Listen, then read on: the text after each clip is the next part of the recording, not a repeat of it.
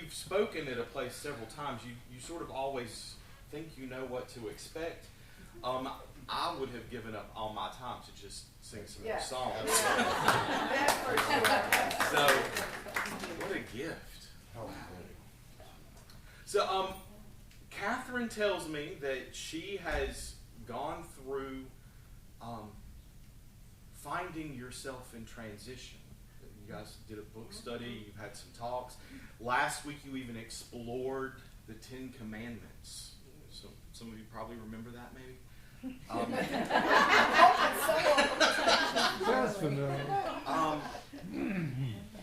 And so when she told me that, I went back to my copy of Finding Yourself in Transition. And then even this week, I've been blessed to be staying with Catherine and Seth. Thank you for your hospitality.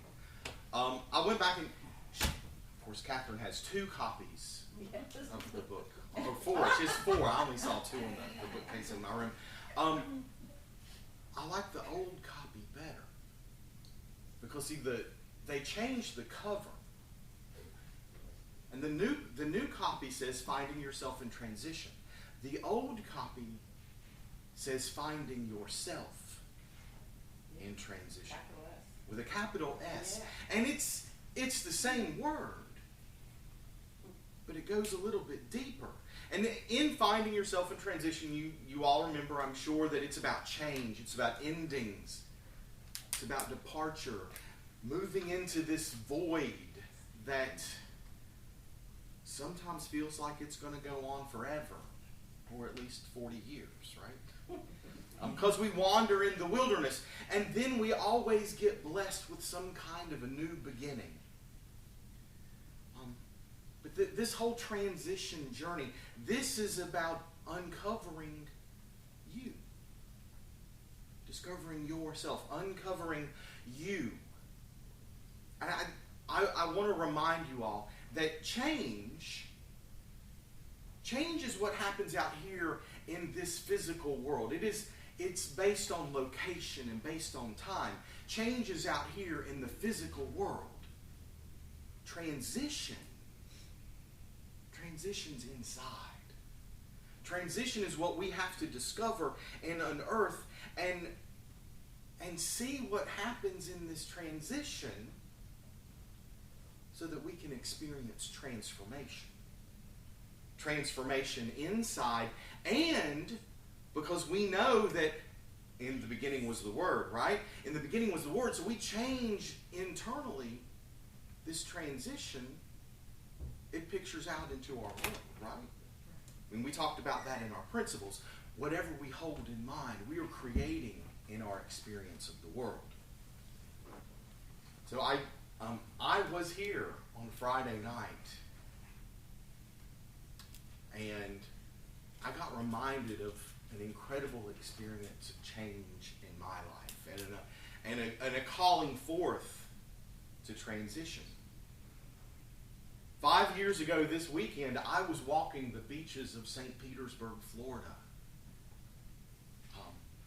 The first Monday in January of 2015, I stood before a group of people and delivered the eulogy for my father's funeral.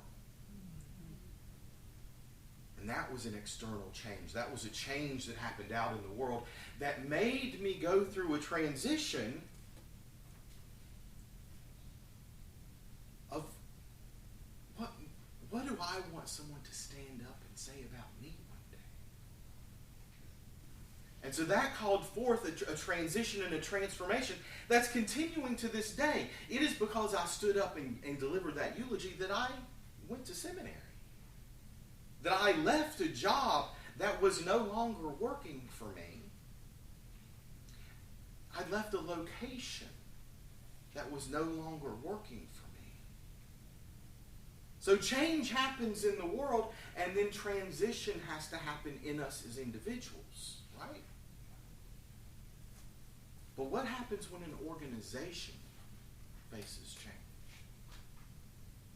What does transformation look like when it's not just about us individually, but when it's about us as a community, as a group? And I have gotten really clear on this through my studies, that any attempt to reform or to change out here, it doesn't work until we've done the change in here.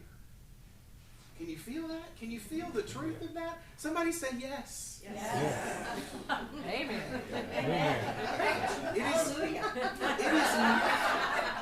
It is not until we do the work of transformation of our consciousness that we can see change in our lives and in our communities.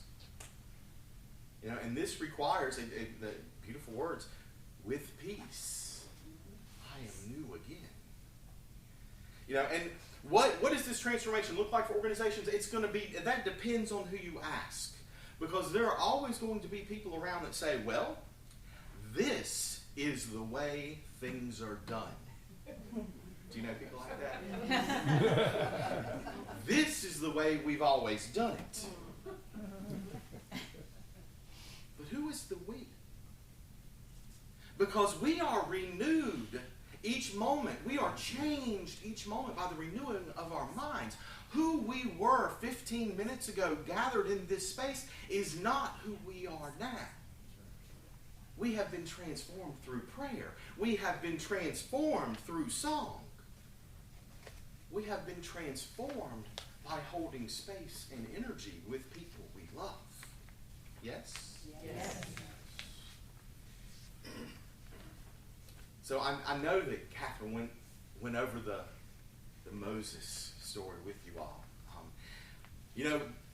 The old paradigm is Moses goes up on the mountain, right? And we know that up on the mountain, that means we have an expansion of consciousness. We go up. We expand in consciousness that we might know that there is no separation. Right?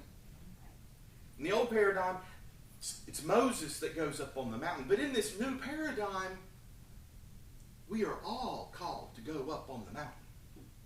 We all have to know that we are not separate. The separation is not real.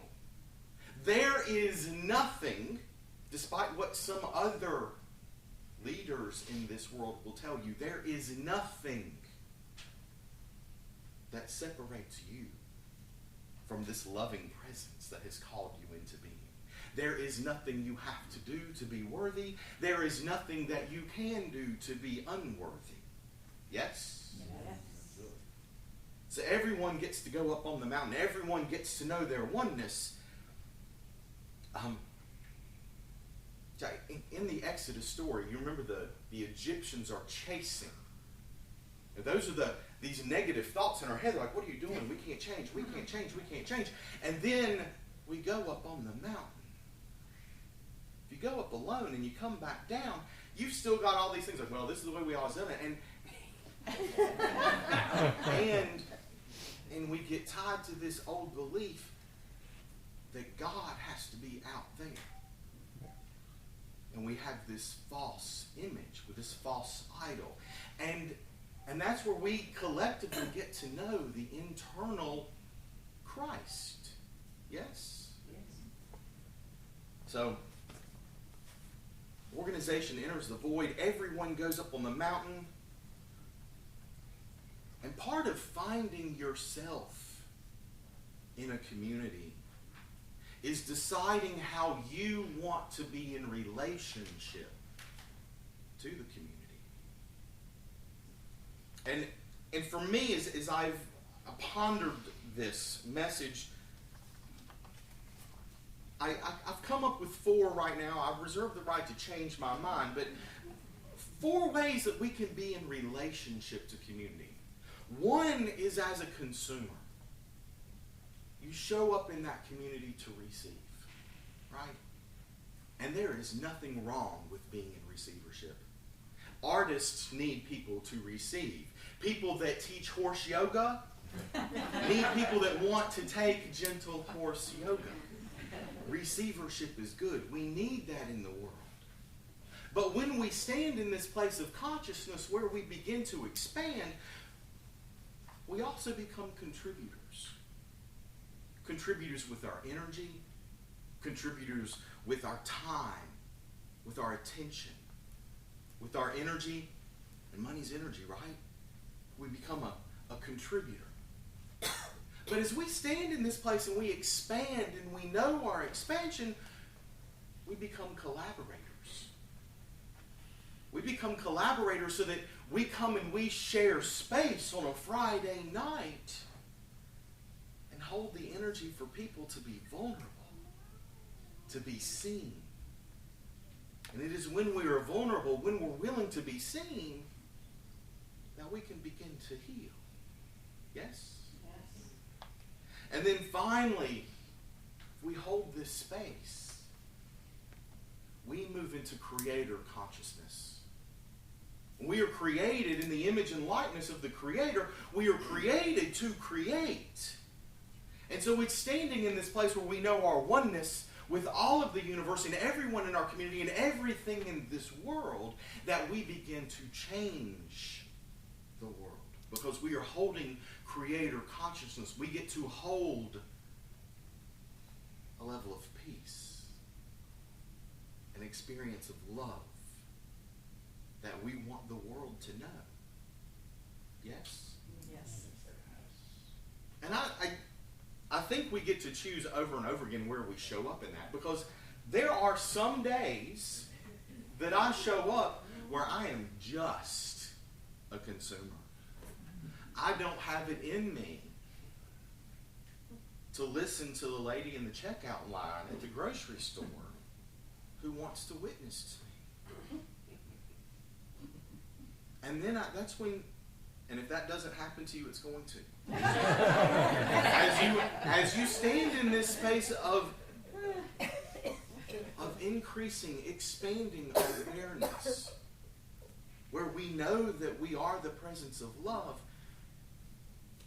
people want to share their vulnerabilities. They want someone to hold space for them so they can begin to heal. And so that's where we have our prayer work. So even though sometimes we're just in that space where I just want to receive, because I just need this jug of milk. But we're always called forth in the moment of now, to be present.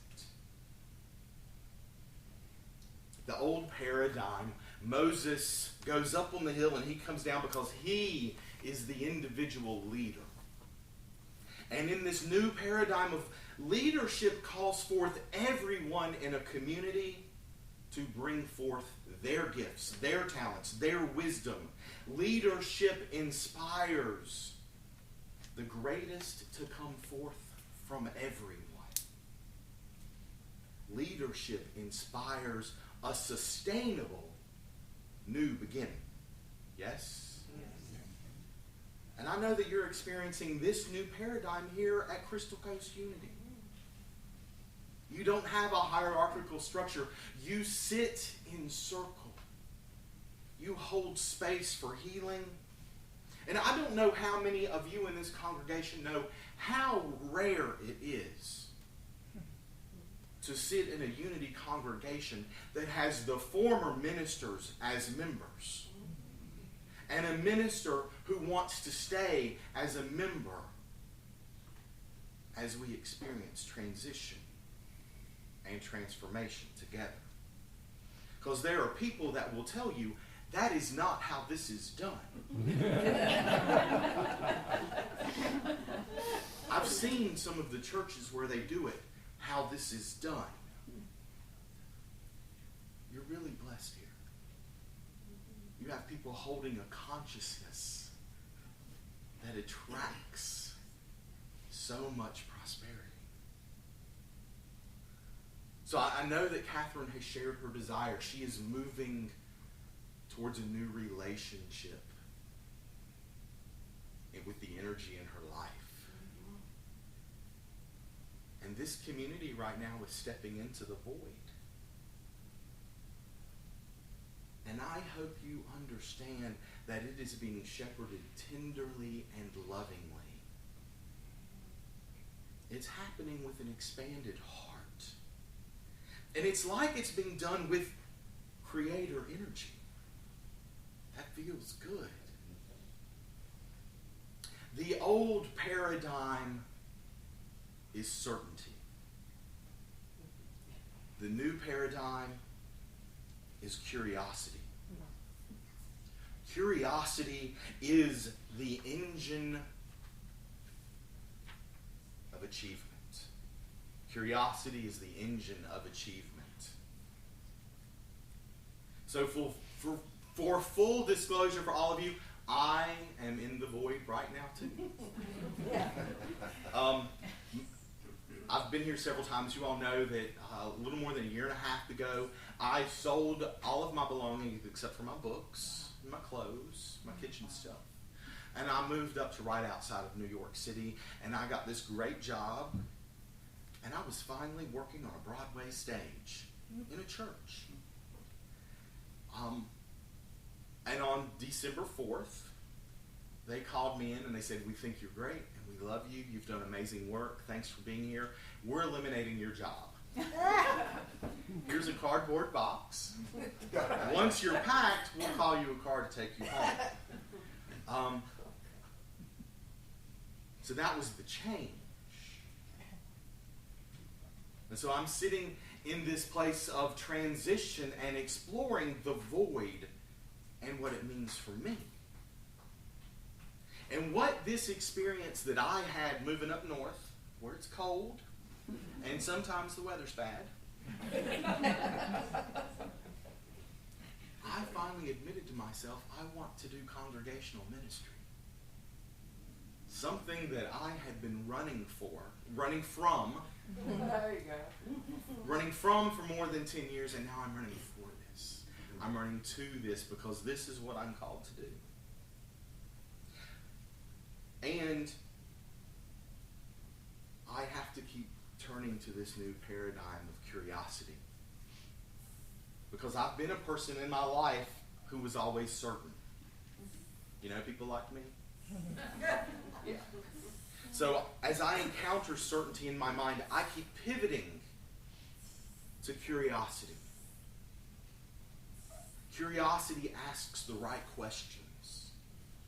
Curiosity requires me to listen and to look. And curiosity has made me say, how many times are you going to run from a location? How many times are you going to put yourself in the job that's not working for you until you finally step into what you're called to do? And curiosity demands my gratitude. Demands my gratitude. This is a poem from E.E. Cummings that speaks to me. I thank you, God, for this amazing day, for the leaping greenly spirits of trees and a blue true dream of sky, and for everything which is natural, which is infinite, which is yes. I who have died and am alive again today, and this is the sun's birthday. This is the birthday of life and of love and of wings, and of the gay great happening of illimitably earth. How should tasting, touching, hearing, seeing, breathing, any lifted from the know of all knowing, nothing human, merely being, doubt, unimaginable you. Now the ears of my ears awake, and now the eyes of my eyes are opened. Change happens out here in the world. Sometimes it can be an actual death. Sometimes it just feels like a death. I who have died am alive again today. When we face change, to step into this transition. We are called to find ourselves as individuals and as a community. And it's then we can experience transformation. We experience transformation because we are called to transform the world. Yes? Yes. To transform the world, we must understand that this self that we are finding, it is the expanded self, the capital S self. The self that knows there is no separation, the self that is lifted from the no of all nothingness, that calls out to us, I am that I am has sent you. May the ears of our ears be awake. May the eyes of our eyes be open. And may we all be the love that is I am. Namaste.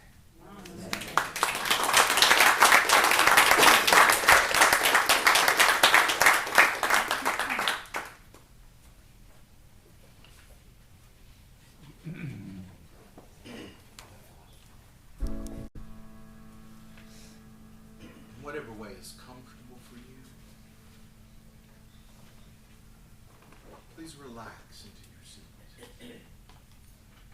Perhaps close your eyes. Take a deep breath, breathing in the truth that it is well.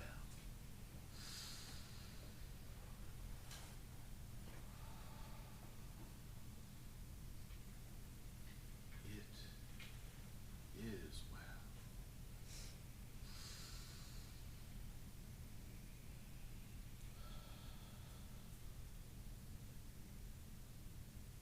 In this moment,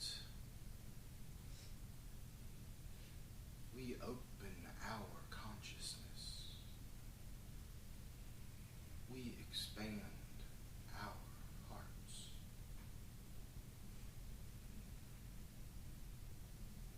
We welcome the presence of I am that is breathing us now.